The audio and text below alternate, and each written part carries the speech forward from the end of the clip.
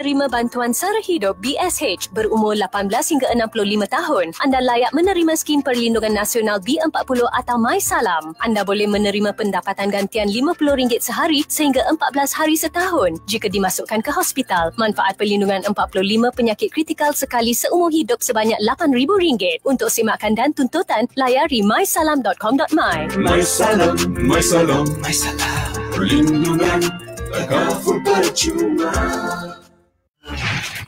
Penyampai berkaliber, pengisian bermutu,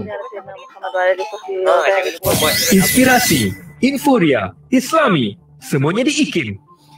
Terima kasih kepada anda yang masih lagi mendengarkan kami pada waktu ini bertemankan Pia dan juga Hazwan di Warna Pagi. Dan selesai sudah rancangan Inspirasiku untuk pagi ini. Kita teruskan lagi pengisian Warna Pagi untuk pagi Selasa hari ini menerusi rancangan Celik Pewarisan dan Baitul Mal bersama dengan Majlis Agama Islam Selangor. Dan hari ini tajuk kita, apakah tanggungjawab pentadbir harta pusaka? Apakah dan bagaimanakah? Itu semua akan dijawab oleh Al-Fadhil Ustaz Indra Syahril Muhammad Syahid, pengarah Baitul Mal MAIS yang sudah pun bersama kita di hujung talian. Assalamualaikum Ustaz. Waalaikumsalam warahmatullahi wabarakatuh. Sabar saya. Baik, alhamdulillah. Ada orang cakap kat belakang tu pokok kurma kan? Tema kita hari ni adalah setiap minggu kena ada penambahan. Dan tahun minggu ni ada pokok kurma. Belajarlah Ustaz. Baik, hari ni kita tentang pentadbir harta pusaka. Sebelum ramai mungkin terkeliru dan tertanya-tanya, mari kita ceritakan apa itu dan siapakah pentadbir harta pusaka, Ustaz. Silakan. Okey, bismillahirrahmanirrahim. Assalamualaikum warahmatullahi wabarakatuh. DJ Sepian, DJ Hazwan dan seluruh penonton dan juga pendengar Radio IKIM yang dirahmati Allah sekalian. InsyaAllah hari ini kita akan bincangkan berkaitan dengan apakah tanggungjawab pentadbir harta pusaka seorang si mati. Sebelum itu kita perlu faham jugalah sebenarnya apakah yang dimaksudkan sebagai pentadbir harta pusaka. Pentadbiran harta pusaka dia berbeza, itu proses mentadbir harta pusaka tersebut. Tetapi pentadbir ni adalah individu ataupun pihak-pihak tertentu yang dilantik lah untuk mentadbir harta pusaka seorang si mati. Selalu kalau kita tengok orang-orang atau masyarakat kita banyak sebut surat kuasa, belum ambil surat kuasa, dah ada surat kuasa, saya ada surat kuasa, nak ambil kuasa. Jadi dia sebut perkataan kuasa itu. Tapi sebenarnya dia adalah berhubung rapat dengan surat kuasa mentadbir yang dikeluarkan oleh agensi-agensi yang terlibat dalam pembahagian harta pusaka seorang si mati. Dan pelantikan pentadbir ini kita boleh katakan sebagai pihak yang mengurus harta pusaka si mati. Dan dia terbahagi kepada dua kategori lah, iaitu bagi harta pusaka yang tidak berwasiat dan bagi harta pusaka yang berwasiat. Kenapa saya bahagikan kepada dua kategori ini? Kerana proses pembahagian harta pusaka seorang si mati dibuat melalui bidang kuasa sivil, iaitu di Jawab Pusaka JKPTG, kemudian di Amanah Raya Berhad dan juga di Mahkamah Tinggi Sivil. Jadi ketiga-tiga ini mereka mempunyai bidang kuasa sivil dan bidang kuasa pembahagian yang diperuntukkan di bawah undang-undang lah. Ini memang telah jelas diperuntukkan dalam Perlembagaan Persekutuan. Sebagai contoh, Amanah Raya ni dia boleh memberi kuasa untuk pihak-pihak mentadbir bagi harta pusaka alih sahaja di bawah nilai RM600,000. Jadi surat kuasa mentadbir boleh dikeluarkan oleh Amanah Raya. Begitu juga di JKPTG, Jawab Pusaka, mereka boleh mengeluarkan surat kuasa mentadbir kepada pentadbir harta pusaka bagi harta pusaka alih dan tak alih, gabungan harta alih dan tak alih yang nilainya di bawah 2 juta. Kemudian di Mahkamah Tinggi Sivil, pihak mahkamah boleh mengeluarkan surat kuasa mentadbir lah bagi harta pusaka alih dan tak alih yang nilainya lebih 2 juta ataupun harta pusaka alih yang nilainya lebih daripada RM600,000 ataupun harta pusaka yang berwasiat juga di bawah bidang kuasa Mahkamah Tinggi Sivil. Dan pelantikan-pelantikan ini dibuat melalui surat kuasa lah yang dikeluarkan oleh agensi-agensi tersebut. Jadi agensi-agensi tersebut berbidang kuasa untuk mengeluarkan surat kuasa mentadbir kepada pihak-pihak yang memohon lah. Dan biasanya permohonan surat kuasa mentadbir ini dibuat oleh waris si mati lah. Jadi maknanya waris si mati juga boleh dilantik sebagai pentadbir harta pusaka Yang kedua, pemiutang. Pemiutang ni juga boleh dilantik sebagai pentadbir pusaka. Maknanya dia ni adalah pihak yang memberi hutang kepada si mati, jadi dia ada locus standi untuk dia dilantik sebagai pentadbir kerana dia berkepentingan ke atas harta pusaka si mati. Yang ketiga adalah pihak-pihak pembeli. Contohnya dia dah membeli harta pusaka si mati. Jadi harta pusaka si mati itu tidak ditadbir, maka pentadbir yang di kalangan pembeli itu boleh memohon untuk mentadbir harta pusaka tersebutlah untuk mendapatkan haknya kerana dia telah membeli harta pusaka si mati contohnya. Kemudian yang seterusnya ialah ketua pengarah insolvensi juga boleh dilantik sebagai pentadbir pusaka untuk memegang hak harta pusaka si mati lah apabila contohnya si mati itu bankrupt dan sebagainya. Dan begitu juga Baitul Mal boleh dilantik sebagai pentadbir. Ini juga bidang kuasa yang diberikan khusus kepada orang Islam dalam keadaan-keadaan tertentu yang mana Baitul Mal boleh dilantik sebagai pentadbir di bawah Subsection 5/4 Enactment Pentadbiran Agama Islam Negeri Selangor 2003. Jadi mereka-mereka yang dilantik sebagai pentadbir ini mempunyai kuasa lah untuk mentadbir harta pusaka si mati. Mana itu antara mereka yang boleh menjadi pentadbir tadi tu, dan juga pun tadi dah bezakan antara macam mana mereka yang menjalankan amanah-amanah tersebut lah untuk mentadbir harta pusaka sampai kalau lebih 2 juta, bawah 2 juta, bawah 600,000 dan sebagainya, banyak kata yang nak teruskan dan ditadbir. Cuma macam mana Ustaz, adakah pelantikan sebagai pentadbir harta pusaka ni dilantik secara automatik ataupun mereka perlu memohon surat kuasa tadi tu?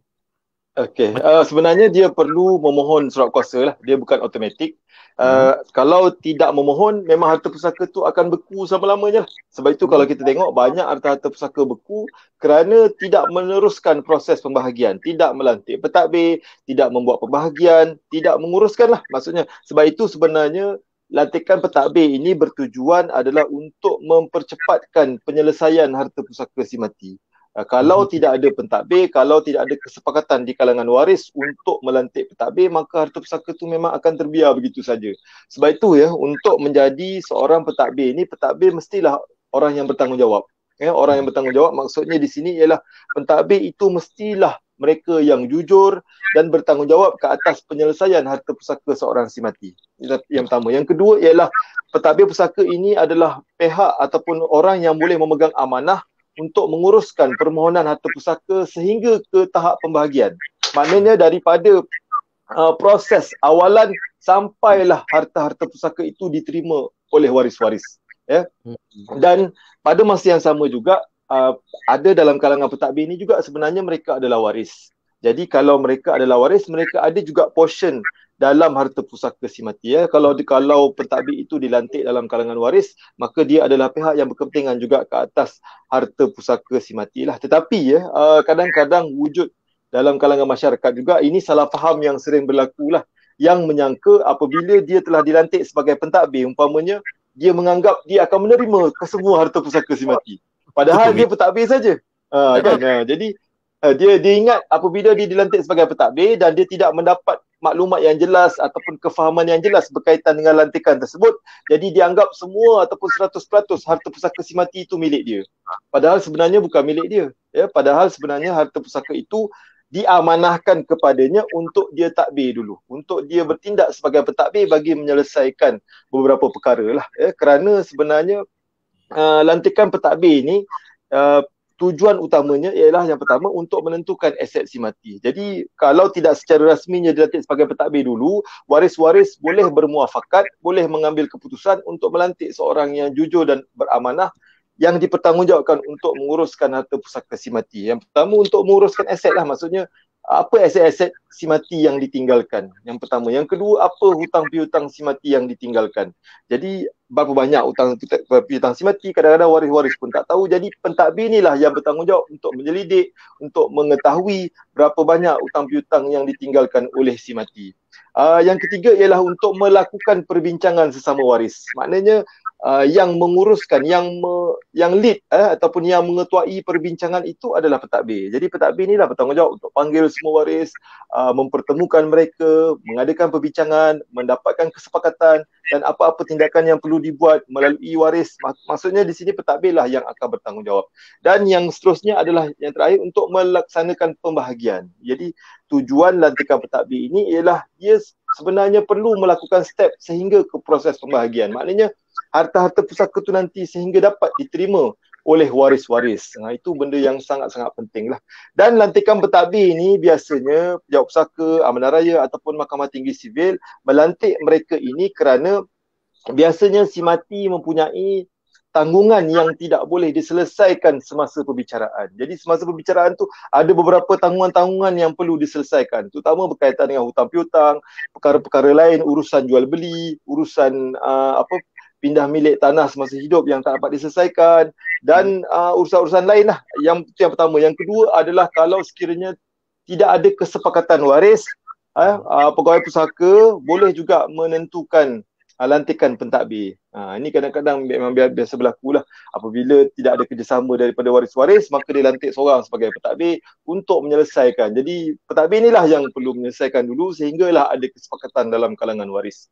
Yang seterusnya ialah lantikan pentadbir ini juga dibuat bertanggungjawab untuk menerima dan membuat bayaran bagi pihak si mati. Maksudnya kalau ada liability lain yang tadi yang saya sebutkan, maka pentadbir inilah yang bertanggungjawab untuk menyelesaikan, untuk mendapatkan semula hak si mati umpamanya juga. Itu juga tanggungjawab pentadbir lah. Dan lantikan pentadbir juga merupakan locus standi. Locus standi ini maknanya punca untuk dia meneruskan tindakan bagi pihak si mati. Contohnya, kalau ada wujud tuntutan harta sepercarian, contohnya, ataupun tuntutan nasab di Mahkamah Syariah nak menentukan waris-waris si mati ni, waris ni anak angkat, waris ni anak betul contohnya, tapi anak angkat dibinkan dengan bil yang sama. Jadi pentadbir inilah yang bertanggungjawab untuk mendapatkan perintah pengesahan nasab daripada Mahkamah Syariah. Ataupun ada wasiat, si mati ada buat wasiat, jadi pentadbir inilah yang memohon di Mahkamah Syariah untuk mendapatkan perintah pengesahan wasiat untuk menentukan kesahihan wasiat si mati. Bukan sahaja wasiat, hibah ataupun wakaf dan sebagainya yang memang si mati telah buat semasa hidup dan didakwa pula semasa proses pembahagian, tetapi penyempurnaan belum dilakukan, maka pentadbir lah yang bertanggungjawab untuk meneruskan tindakan di Mahkamah Syariah. Besar tanggungjawab pentadbir tu sampailah harta tu dibahagikan pada penerimanya sebaik mungkin. Dia jangan bila dah lantik diam-diam aja kan, jangan kita nak berehat kejap lagi. Kita mungkin ada ramai juga yang tertanya-tanya, adakah perbezaan antara penama dan juga pentadbir, dan adakah penama boleh jadi pentadbir boleh jadi penama. Nanti kita berkenalan lah dengan pentadbir dan tanggungjawab segmen kita Celik Pewarisan dan Baitul Mal MAIS. Jangan lupa kita punya media sosial Majlis Agama Islam Selangor di Facebook dan juga ataupun Wasiat Islam di Instagram. Dan macam ni kita kongsikan untuk memudahkan sahabat-sahabat dapatkan maklumat kita. Okey, Ustaz, kita berehat dulu. Kita kembali selepas ini untuk dokumen ke mana-mana. Terus bersama kami di mana pagi Inspirasi Islami. Lama sudah aku bekerja mengumpul harta, tapi jika aku ditimpa bencana nanti, takkan harta terkumpul ni terbiar begitu saja. Rancang urusan harta anda di Majlis Agama Islam Selangor, MAIS, untuk ketenangan di hari kemudian. Layari laman web MAIS di www.mais.gov.my atau follow Facebook page dan Instagram rasmi MAIS. Hubungi 03-5514-3773 atau 3772 untuk keterangan lanjut. MAIS, pilihan terbaik untuk urus harta anda. Ayat-ayat suci Al-Quran boleh lebih kita fahami melalui maklumat saintifik.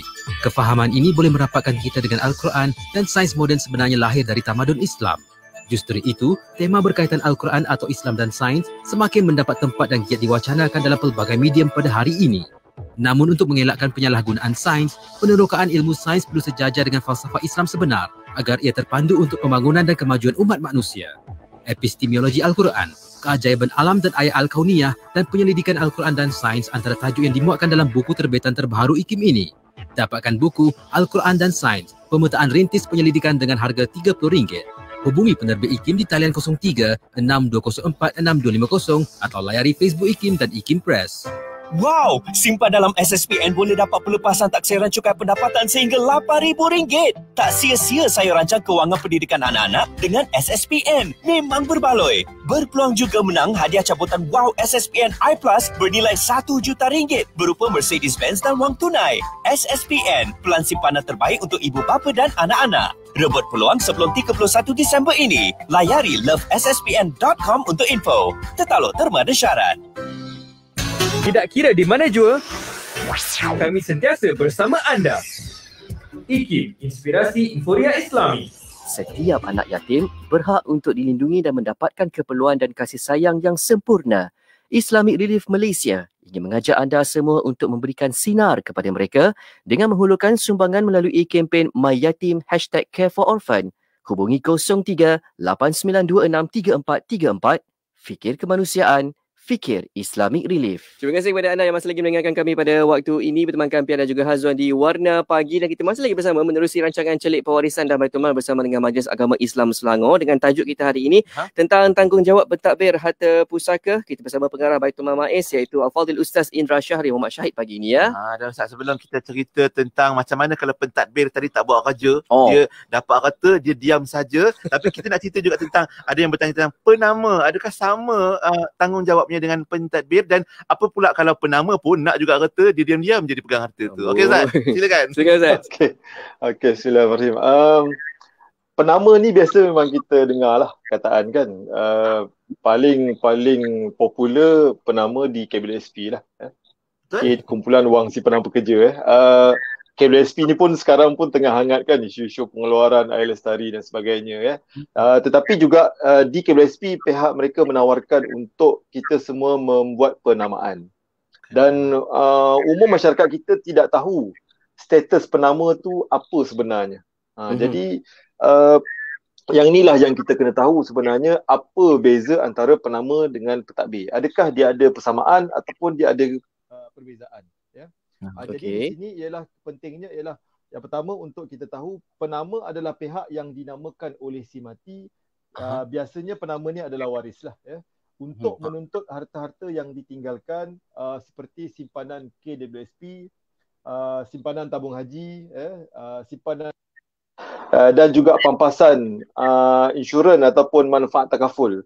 Apabila pemilik harta telah melantik penama ya, pengurusan harta pusaka akan menjadi lebih cepatlah, kerana cepat dan mudah kerana wang-wang yang disimpan di tempat-tempat tersebut akan terus sahaja diberikan kepada penama. Tetapi sebenarnya tanpa melalui proses pembahagian secara faraid. Maksudnya dia terus sahaja diberikan kepada penama tersebut. Tetapi ramai tidak tahu apabila mereka ini dinamakan sebagai penama, jangan pula mereka menganggap apabila dilantik sebagai penama, dia anggap harta itu milik dia secara mutlak. Ini yang selalu banyak berlaku dalam masyarakat lah. Apabila dia dilantik sebagai penama, dia anggap dia adalah penerima mutlak kepada wang tersebut. Sebenarnya penama ini dia adalah pentadbir.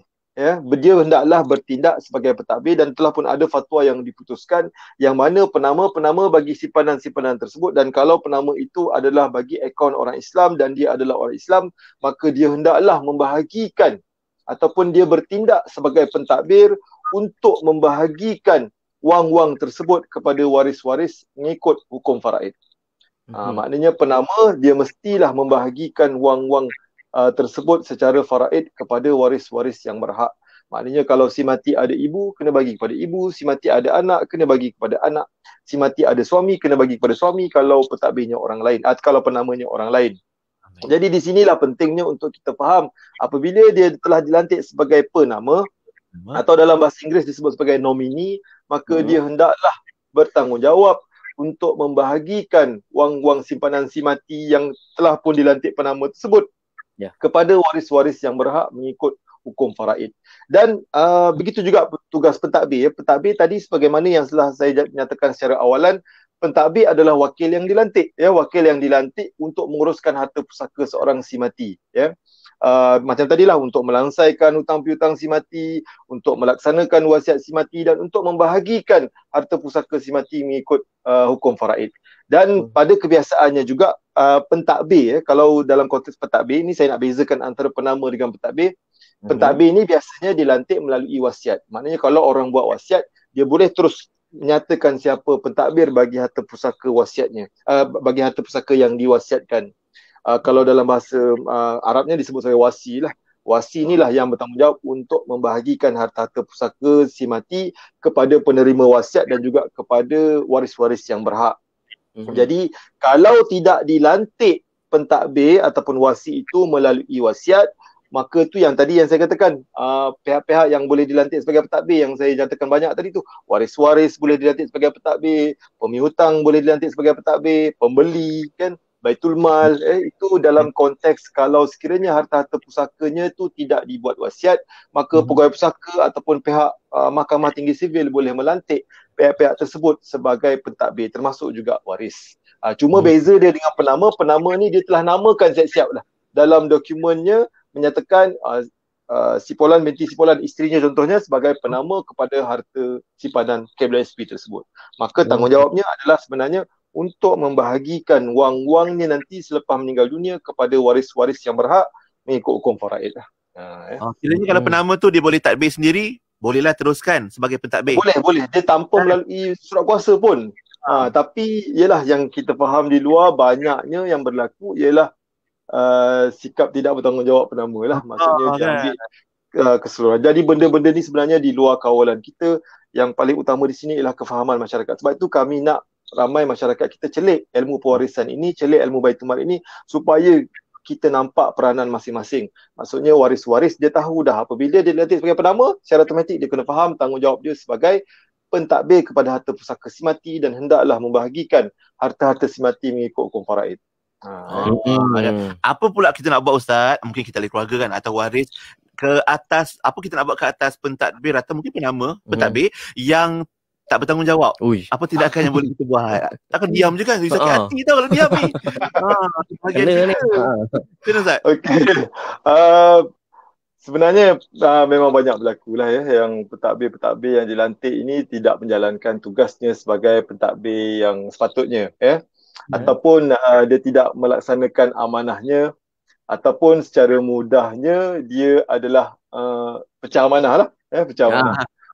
Jadi pentadbir-pentadbir yang tidak melaksanakan tanggungjawab yang telah pun dipertanggungjawabkan kepadanya, ataupun dia pecah amanah terhadap pengendalian harta pusaka seorang si mati, jadi waris-waris sebenarnya boleh memohon di Pejabat Pusaka ataupun di Mahkamah Tinggi Sivil untuk membatalkan pentadbir tersebut dan boleh melantik pentadbir yang barulah.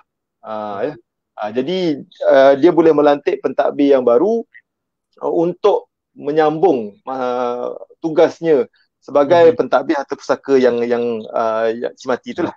Jadi maknanya di sini waris-waris boleh menukar pentadbir tersebut apabila dirasakan yang pentadbir yang diberikan tanggungjawab tu tidak melaksanakan. Ini yang banyak berlaku di luar lah, apabila pentadbir-pentadbir dia tidak menjalankan amanahnya. Kerana kita tahu sebenarnya apabila surat-surat kuasa yang dikeluarkan oleh agensi-agensi tersebut, yang kita tahu tidak ada tempoh masa untuk mereka menguruskan pentadbiran harta pusaka tersebut. Jadi menyebabkan harta pusaka apabila dah dikeluarkan surat kuasa mentadbir, dibiarkan begitu saja harta pusakanya tidak dibahagikan kepada waris-waris.